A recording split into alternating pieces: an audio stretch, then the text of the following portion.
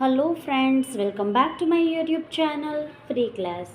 આજે આપણે ધોરણ 6ની પ્રોજેક્ટ પ્રવૃત્તિ બુકમાં પ્રવૃત્તિ નંબર 28 સંસ્કૃત શ્લોક જોવાના છે.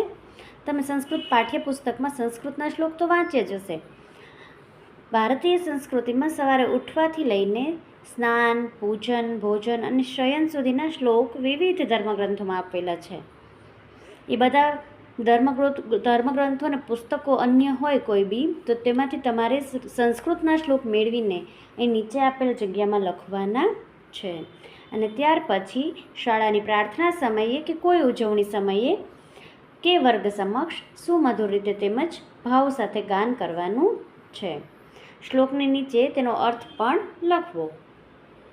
અહીંયા જે છે મેં સંસ્કૃતના શ્લોક લખેલા છે, જેમાં પહેલું છે વસુદેવસુતમ દેવમ કંસચાણૂરમર્દનમ દેવકી પરમાનંદમ કૃષ્ણમ વંદે જગદ્ગુરુ. ત્યાર પછી બીજો શ્લોક લખેલો છે મુકમ કરોતિ વાચાલમ પંગુ લંઘયતે ગિરિમ યત્કૃપાતમહમ વંદે પરમાનંદમ માધવમ. ત્યાર પછીનો ત્રીજો શ્લોક છે સમુદ્રવસને દેવી પર્વતસ્તન મંડલે વિષ્ણુપત્ની નમસ્તુભ્યમ પાદસ્પર્શમ ક્ષમસ્વ મે.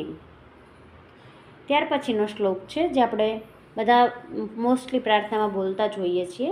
ગુરુર બ્રહ્મા ગુરુર વિષ્ણુ ગુરુર્દેવો મહેશ્વર ગુરુ સાક્ષાત પરબ્રહ્મ તસ્મૈ શ્રી ગુરુવે નમઃ. ત્યાર પછી પેજ નંબર 65 પર જોઈ લઈએ. ગંગે ચ યમુને ચૈવ ગોદાવરી સરસ્વતી નર્મદા સિંધુ કાવેરી જલેસ્મિન સનિધિં કુરુ. ત્યાર પછી આદિદેવ નમસ્તુભ્યમ પ્રસિદ્ધ મમ ભાસ્કર દિવાકર નમસ્તુભ્યમ પ્રભાકર નમોસ્તુતે.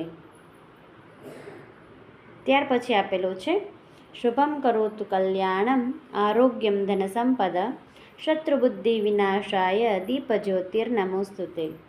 દીપજ્યોતિ પરબ્રહ્મ દીપજ્યોતિર્જનાર્દન દીપો હર્તુ મે પાપમ દીપજ્યોતિ નમોસ્તુતે.